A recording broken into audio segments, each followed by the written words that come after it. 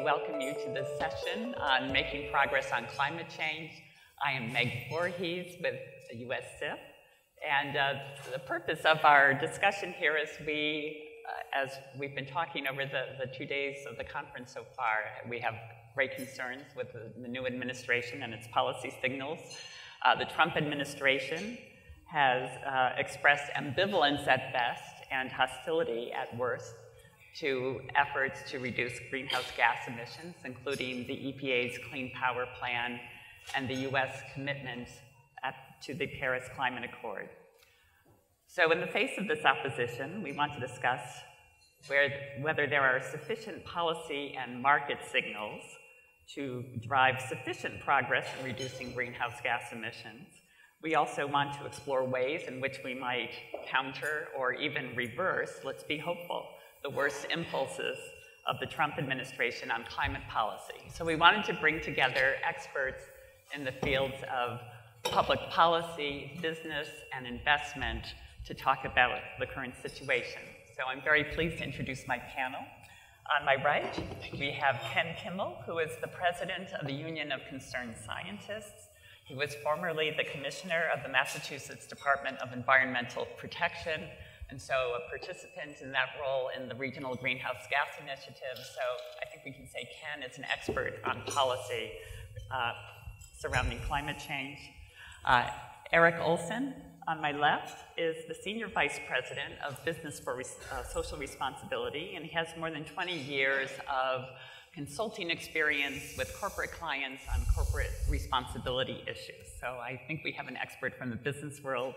And then on my far left, we have Kevin Parker, who is the Managing Director of Sustainable Insight Capital Management, who is formerly the global head of Deutsche Global Asset Management and has been talking about climate risk as a concern in investment since 2004 at least. So we have our expert from the investment world as well. So I'd like to turn to Ken. Let's start with you. What do you see as the most important ways in which the Trump administration could stall progress on climate change? And we've seen a flurry of activity. A lot of these executive orders are reviewing policies. It's hard to tell what that all means. Well, thank you all for being here this morning. I think this is the third day of a conference, so I'm impressed that you're all still here and listening. And thank you, Meg, for inviting me to be on this panel. I would put the threats into three buckets. One is one you've already mentioned, which is the Paris Agreement. A second is the president's ability to roll back regulations that were issued under President Obama. And the third is legislative rollback. So I'll speak very briefly about each one, and if people are interested in more detail on those, we can do that in questioning.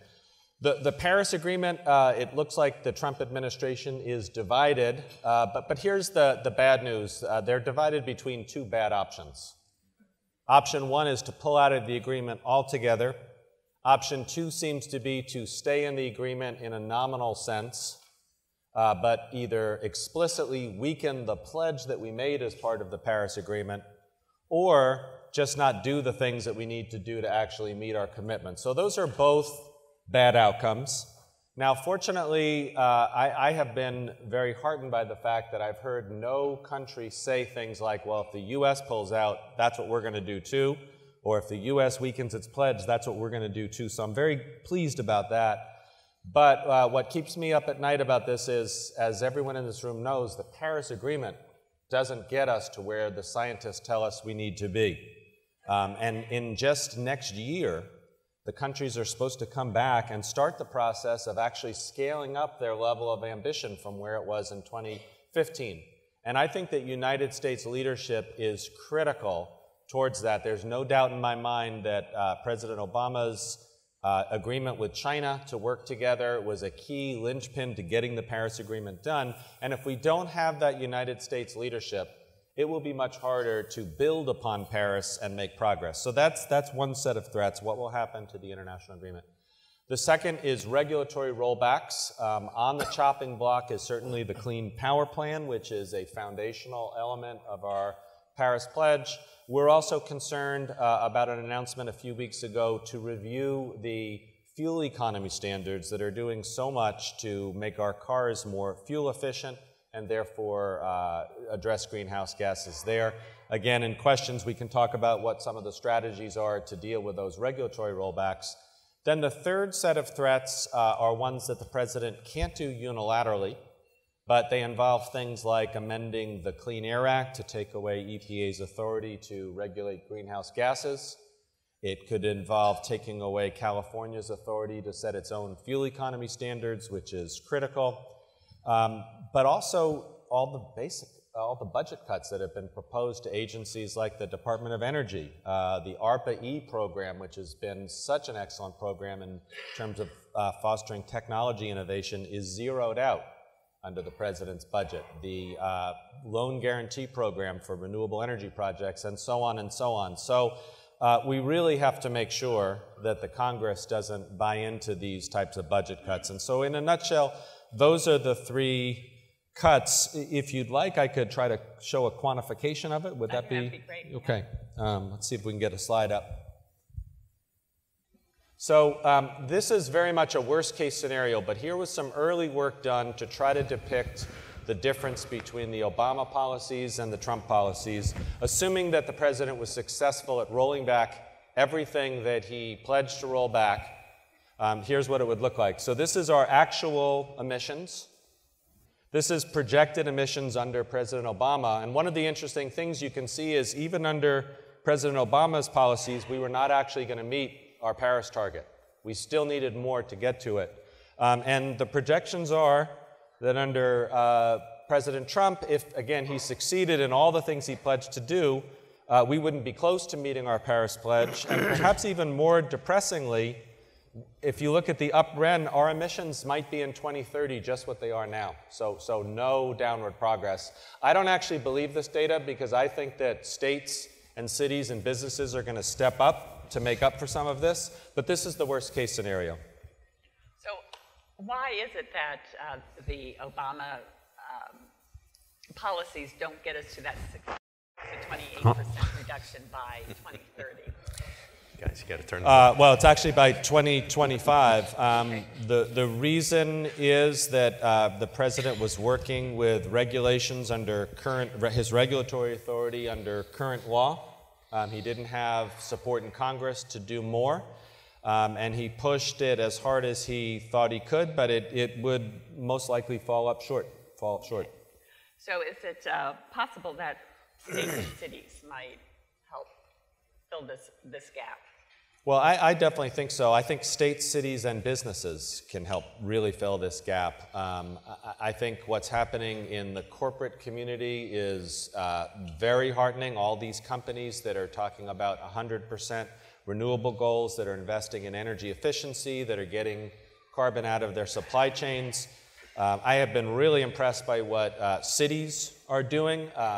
In Chicago, the idea of taking all of the streetlights and making them LED, that's an enormous investment that really lowers carbon emissions.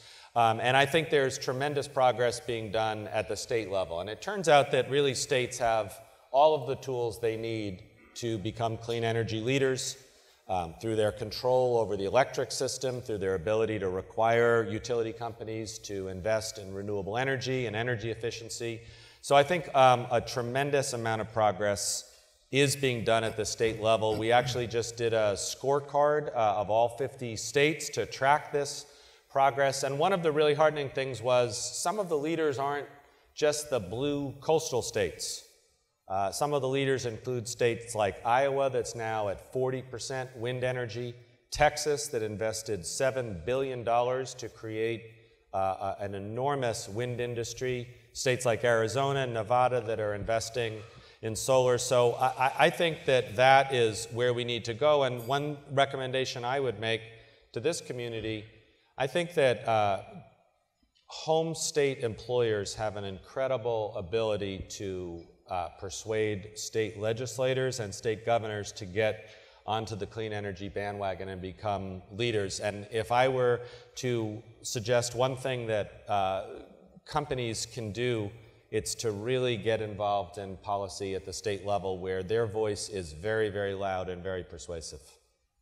Okay, so I'd like to pursue that theme in our discussions. And I'd like to maybe turn to Kevin at this point. And, you know, I constantly hear that businesses and investors need consistent signals. And I think we had hoped that by this point we might have some consistent signals about what's going to happen through 2025 or 2030. How do you, as an investor, deal with this uncertainty about climate policy? Yep.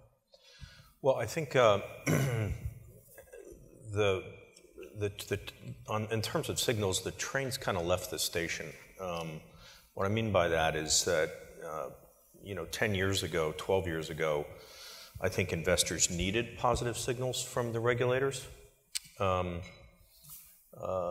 a lot of the tools that the regulators had at their disposal could certainly help jumpstart the business. But we're well out of that stage. And after traveling many, many times on the train down to Washington, talking to folks down there over the past more than decade, I came to the realization that that wasn't where the answer was, and that wasn't where the solution was, certainly not in Washington. And so what's happened since is that, thanks really to the Chinese, they've driven the prices down in solar and wind to such an extent that the market forces have really now taken over. And market forces are just way more powerful than any regulator's pen.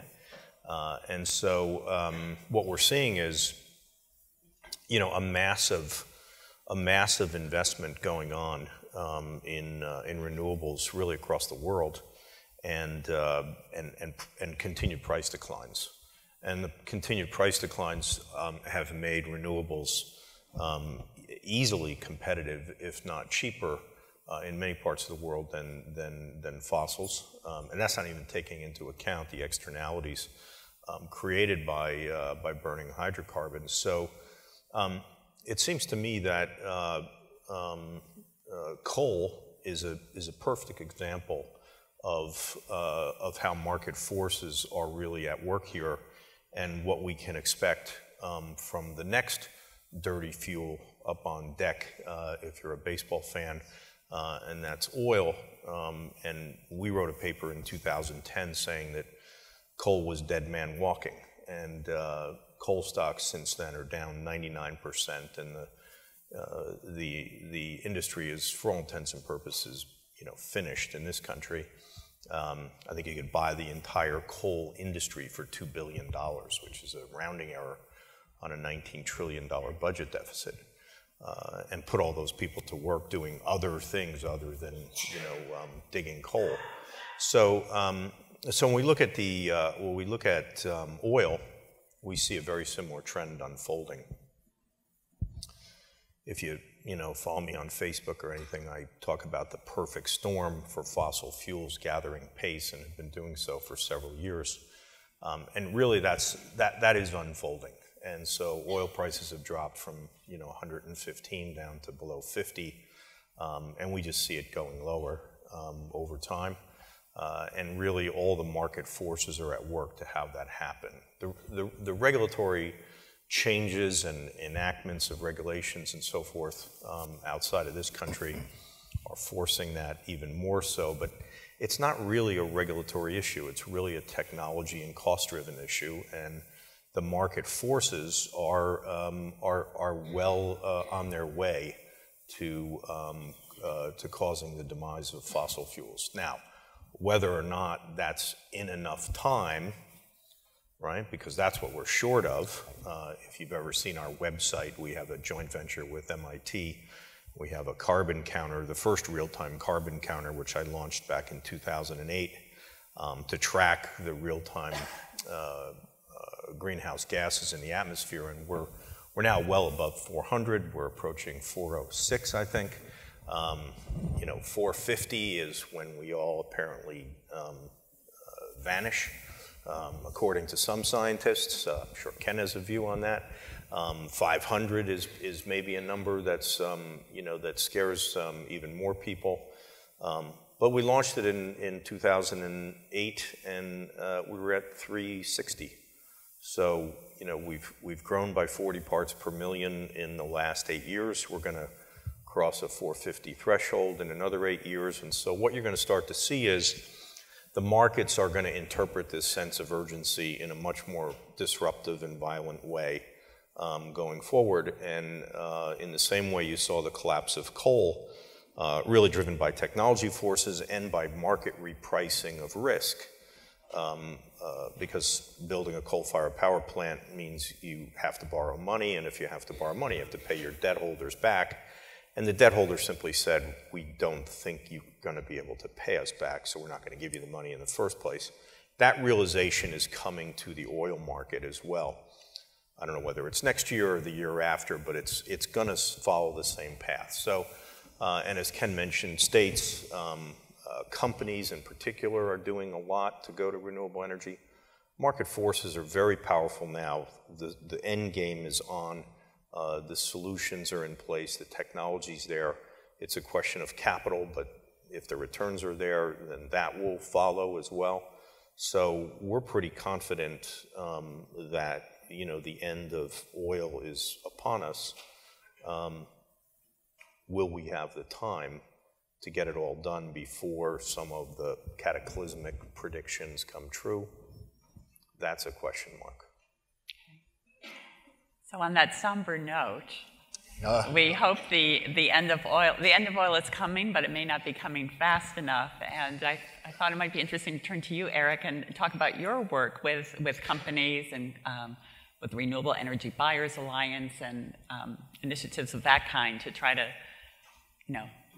prod companies to move a little faster on this issue. Yeah, and the good news for us has been that it's been less prodding than channeling a lot of energy and an increased sense of urgency, particularly in the last half year since the election. So we do a lot of climate work. Our membership base is 275 multinational companies. We cross 8 sectors. And we've done the work with some of the companies that you've heard about, Walmart, General Mills, and others who've set what they call science-based targets. And these are absolute emission reduction targets of a magnitude that would be in accordance with avoiding 2 degrees total warming.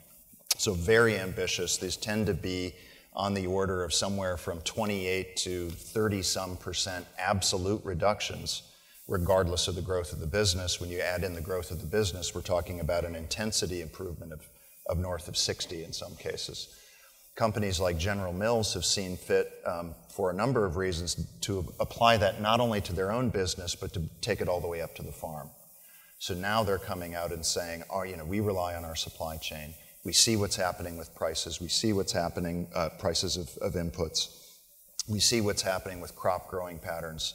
This is a material issue to us, and we've got to do something, and do something that's bold enough that will inspire policymakers and other organizations to support what we're doing. And that's really been a lot of the energy. So I'm often asked, and this is probably, I think, part of your question, what has changed? Are companies really going to see this through given everything that's going on?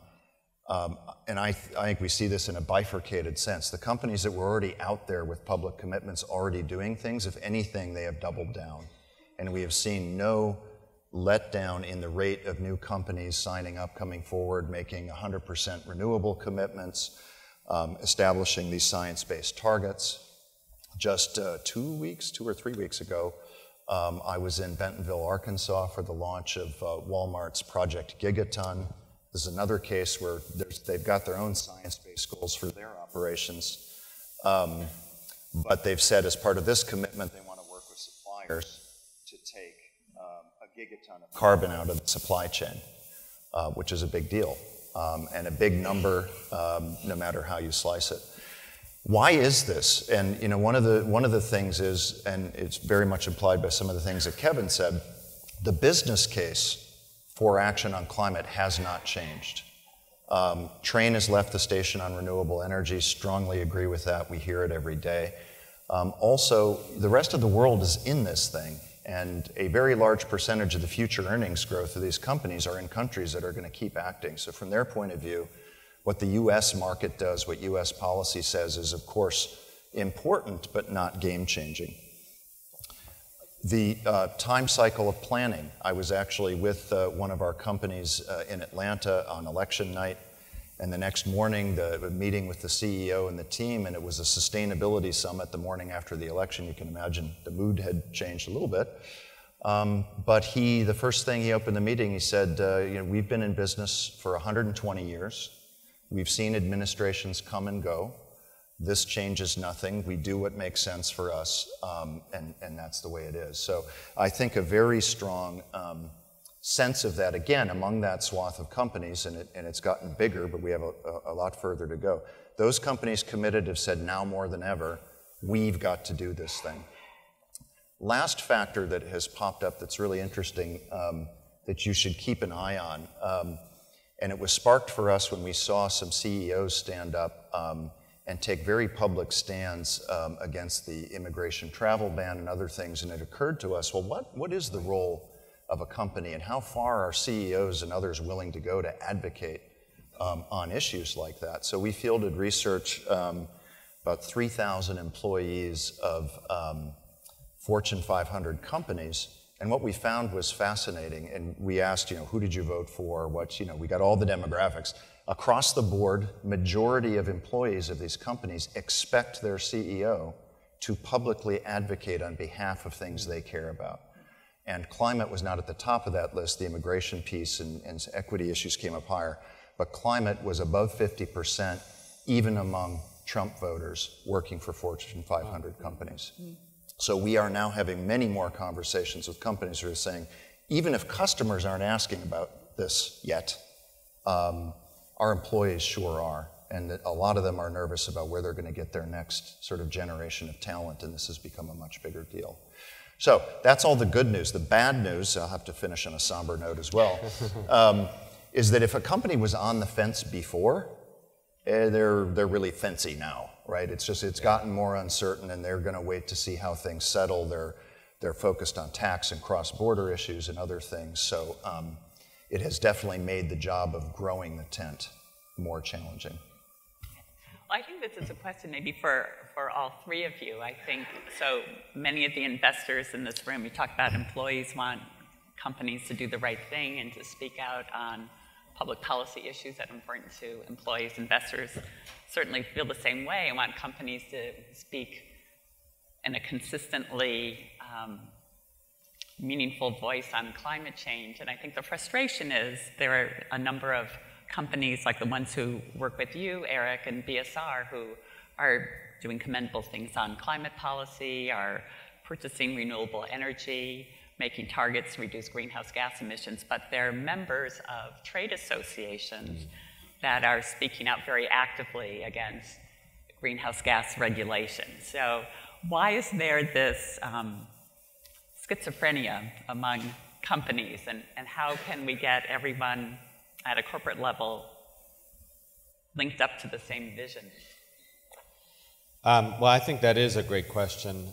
I think for us, what we try to do is a little bit of naming and shaming when it comes to that, because one of the strange things about this is I really believe what Kevin and Eric are saying. I think companies are remarkably walking the walk on clean energy.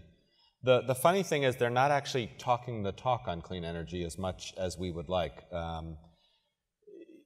I saw a group of clean tech companies in California had a lobby day on Capitol Hill, and I got to see their brochure of their top 7 issues that they wanted to lobby about. Well, climate change wasn't even on it, which is really surprising to me. They should be talking about these things. So part of what is important is to expose that certain companies that really do have progressive policies and are saying the right things belong to trade associations or groups that are not saying the right thing. And so, for example, we did a big campaign to expose the fact that Facebook was supporting ALEC for a time period, and they pulled out of ALEC as a result of that. And so I do think a little bit of pressure is important in those ways, because it's true, these trade groups, Chambers of Commerce, National Association of Manufacturers, American Petroleum Institute, are taking policy stances that are routinely contrary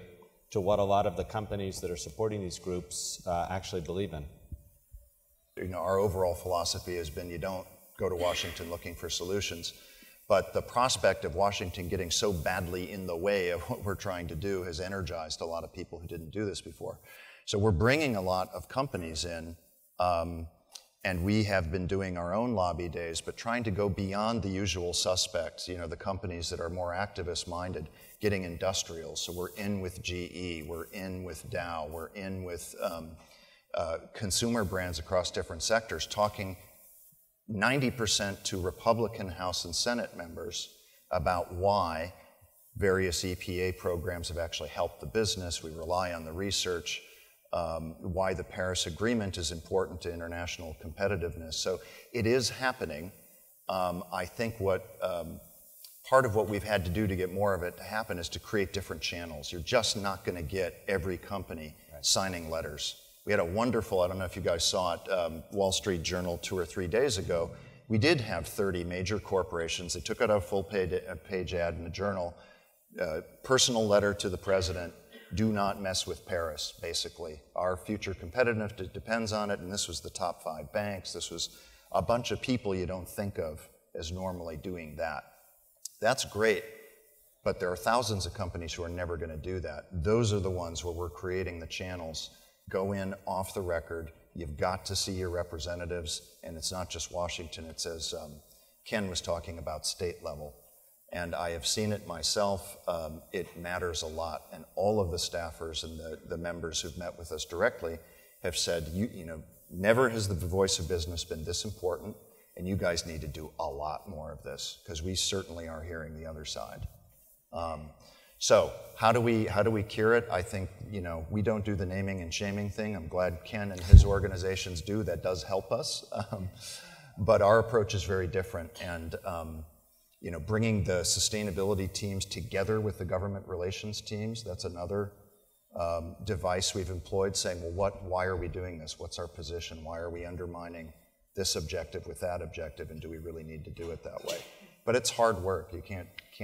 I don't expect it to change overnight for most companies.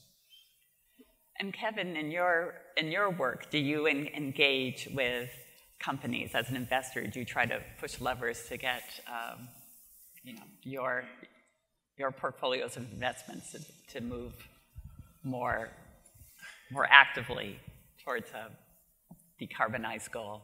Yeah, well, to be honest with you, we don't do that. Part of it is that I mean, we certainly vote, but engagement, I think it was when I was here a couple of years ago, McKibben was here and you know, kind of admonished the crowd over engagement, that it really hasn't done much, certainly not in amongst the worst offenders.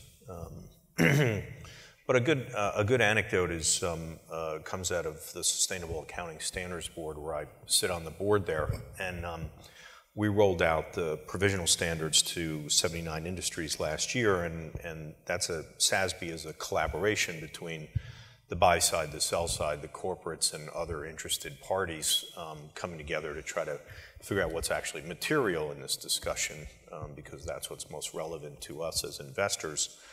And the number one issue, now that we have all the data and we have all the opinions of 79 industries across the United States, the number one issue that comes up, the number one risk identified by all 79 industries is climate change.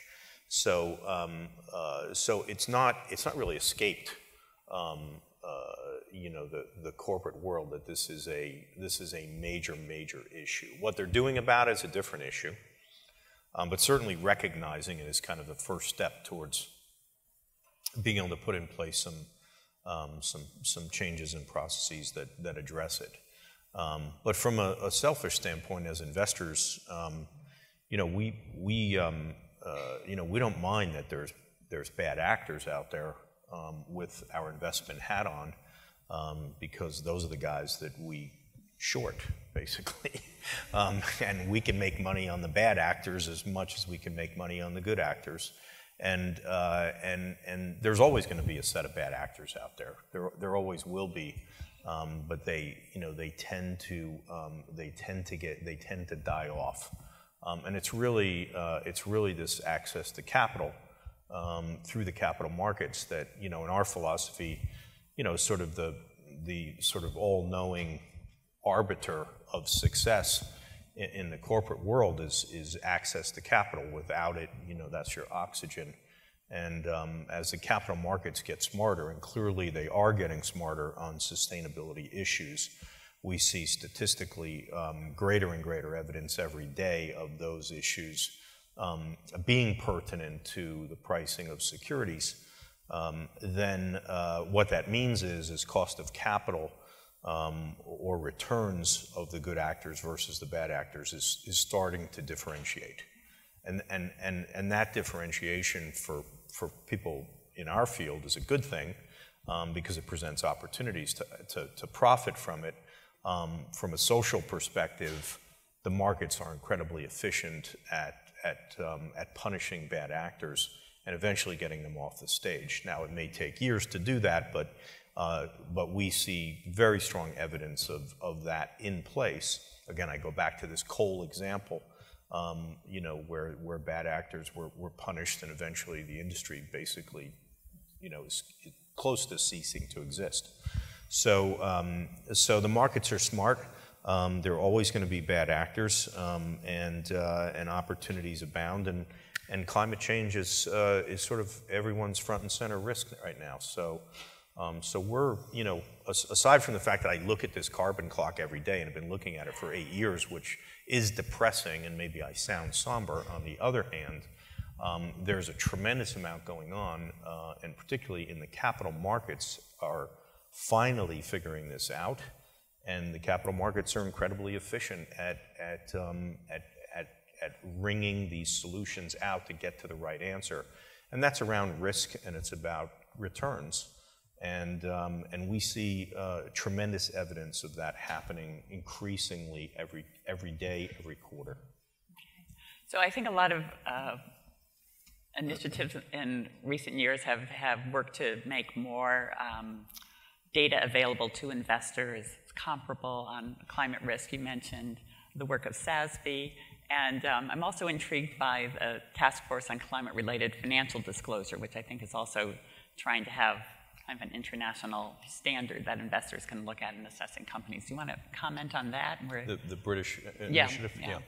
Well, SASB is very much involved in that, and as you know, Bloomberg was asked by Carney to head that up, and Bloomberg's the chairman of SASB. So there's a very close connection between those two organizations. We know a lot of the people on that committee. Certainly under Obama, that initiative got a lot of attention in Washington because what you saw, largely politically driven, was the UK identifying as a systemic issue, kind of put them front and center and kind of gazumped the SEC in being out in front on that issue. And of course, they didn't like that very much, and so they wanted to. So Washington wanted to kind of get back in the driver's seat, as it were, talking about financial market stability, very reminiscent of Y2K issues, which I was, very much involved in a previous role. So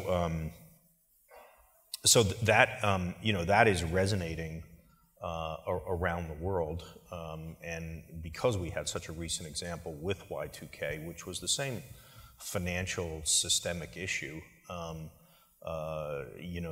there's kind of a blueprint for how to attack it, but it is causing some problems between Washington and the UK, because obviously the US, given the size of we're 50% of the world's market cap, we should be leading on this issue, and the tiny UK is out in front. So I don't know where all that goes, particularly under Trump, but the Europeans are ahead anyway on all these issues, and with the UK kind of lagging the continent, and now I think it's kind of switched around. So as a regional issue, or a regional point, I think it's a good thing that the UK's got involved to this extent and talking about it in a systemic way, and it's helping to unify the European view on the issue, which I think is a much stronger card to play in Washington than just a UK card or just a French card or just a German card.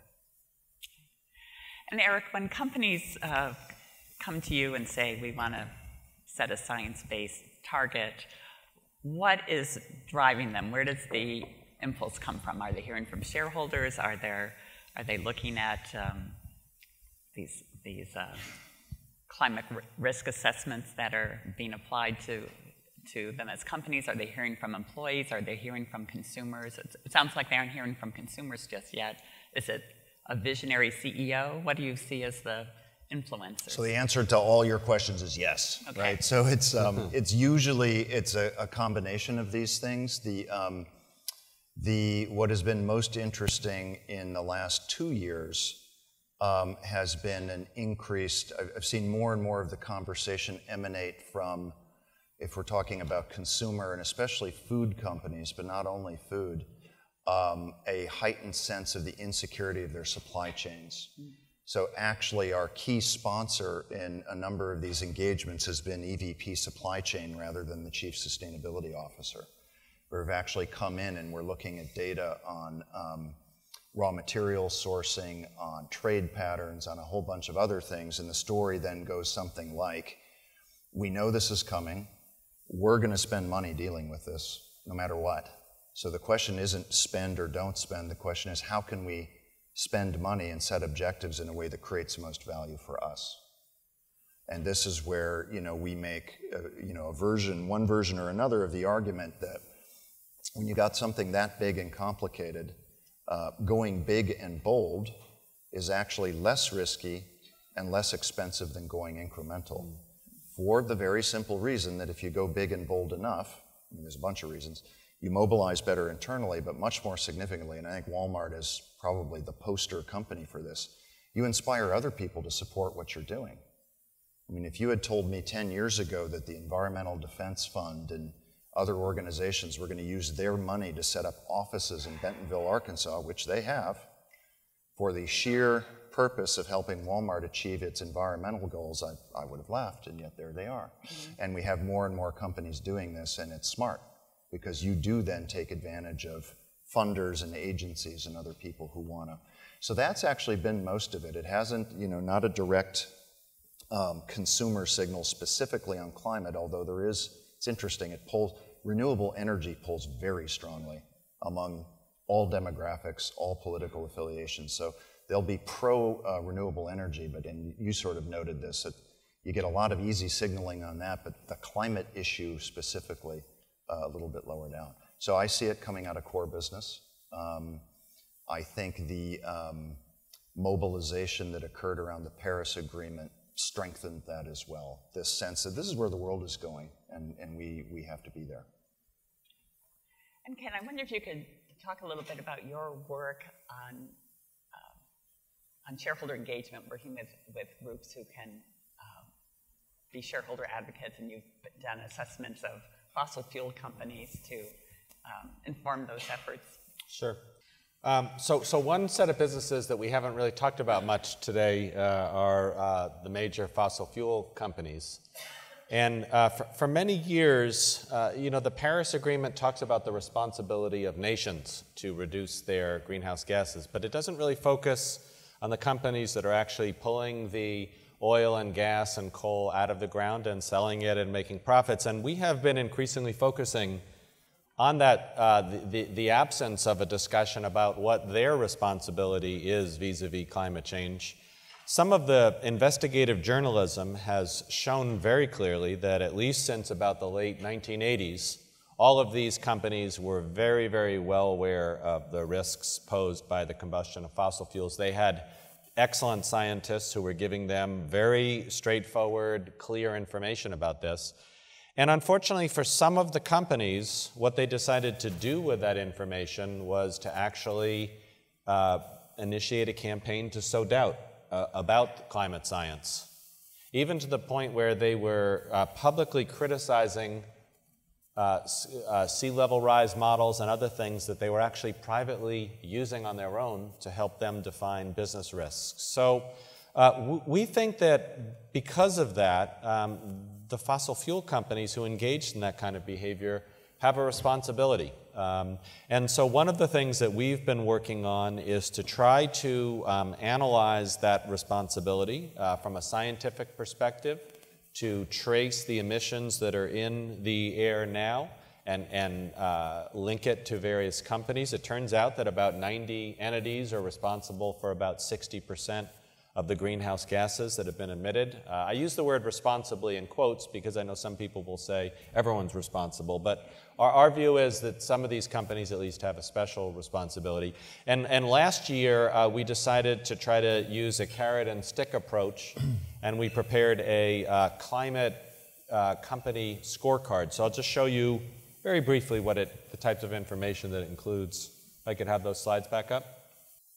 So what it does is it ranks 8 oil and coal companies on 4 criteria: the extent to which they have now firmly renounced disinformation on climate science, whether and to what extent they're fully disclosing climate risks.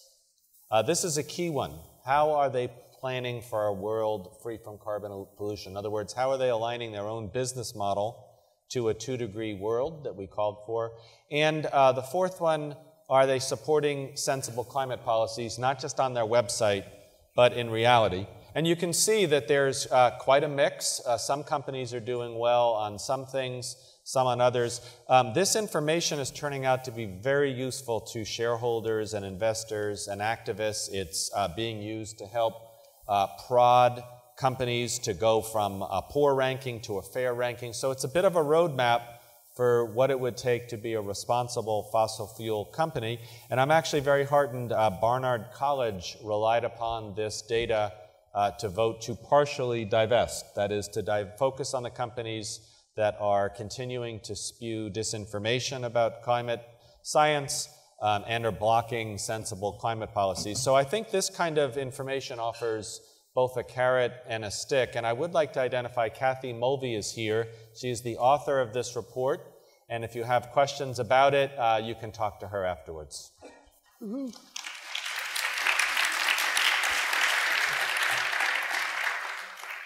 So I was just glancing at Exxon and where it fell in those various quadrants.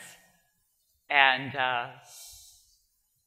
I think that brings me to another question I'd like to ask is people go, oh, well, Exxon is now pushing for a carbon tax, but at the same time we see that it's only poor. No, it's egregious still on renouncing disinformation on climate change policy. So I'm always a little skeptical about how serious ExxonMobil is about a carbon tax. And I'm just wondering, the three of you, what you may have heard in your circles and discussions about how live a prospect that is. You know, we have some éminence grise from the Reagan administration, James Baker, George Shultz, who have been calling for a carbon tax. We have these discussions in carbon fee and dividend. Yeah. Carbon very fee careful and with their dividend, language, okay. right? We have discussions in our very dysfunctional Washington, D.C. about tax reform. Anyway, I'd be interested in what you're hearing along those lines. You want to go first? Well, we actually have no exposure to fossil fuel companies, so we don't talk to them. We don't believe they're going to change. They have a business model. They're going to ride it into the ground for as long as they can and extract as much profits out of it as they can. And so it's kind of pointless. So we just avoid them altogether. So was your question specifically what are we hearing from that industry, or more broadly about the prospects for a carbon tax? Okay. Yeah, but you know, if you have any insights into whether so it's not, you know, not only Exxon, but it's almost across the board, some more publicly than others, these companies are saying that carbon tax is the right way to address. You know, in terms of effort being put behind that to go beyond, yeah, gee, wouldn't that be nice to, you know, we're going to actively promote it and help it to happen, that's a different story. I'm not seeing that. Okay.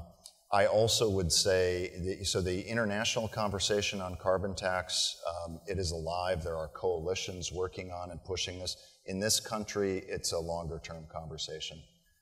I am hopeful. I love what Baker and crew did. We are getting more clean energy advocacy from both sides of the aisle than we've ever seen before. Does that translate specifically into a carbon tax? I don't think anytime soon. I think it would be terrific, but I think there's so much focus now on just avoiding rollback that's saying, well, it's going to put something new out there. Yeah, I'd have the same daydream. Oh, if we're going to do tax reform, why not just get this all done at once? You know, don't tax the things we want, jobs, tax the things we're trying to reduce, and you know, flat rate, make it all simple. I think it'd be brilliant. I'd love to get an interview with the man and have at it, but I think that's a tall order. Yeah, so we were encouraged by that proposal for carbon tax, carbon fee and dividend. I thought it was extremely well designed in many ways and well rolled out. So I'll make a couple points. Somewhat discouragingly, to my mind, there was a bit of a deafening silence in response to that proposal. We unfortunately didn't hear anyone from the White House embracing it as an idea to really be looked at. And so far, not a single Republican legislator has said they would support it. So that's hard. I do know this, though. I know that in private, there are a lot of Republican legislators who would like their party to do something about climate change. A carbon tax offers a alternative to the big government command and control regulatory approach, and so the carbon tax is appealing for that reason. Again, I just want to say, I think what is holding back a lot of these legislators who really do understand climate science and don't want to be climate deniers or vote that way, they are worried about getting primaried and getting the Koch brothers to invest millions of dollars in an opponent if they come out in favor of a carbon tax. And so this is why it is so important that the corporate community tell them very clearly, we have your backs, and we're going to fund your campaign, we're going to support you, and because I think that's what it's going to take to get enough legislators to come out supporting a carbon tax. So that's how I see it. I just want to make one other technical point, though, about a carbon tax, because sometimes people sort of overestimate its effects. That $40 a ton carbon tax that Baker et al. Proposed, would be a significant market signal, but that translates to about a 35-cent a gallon increase in the price of gas.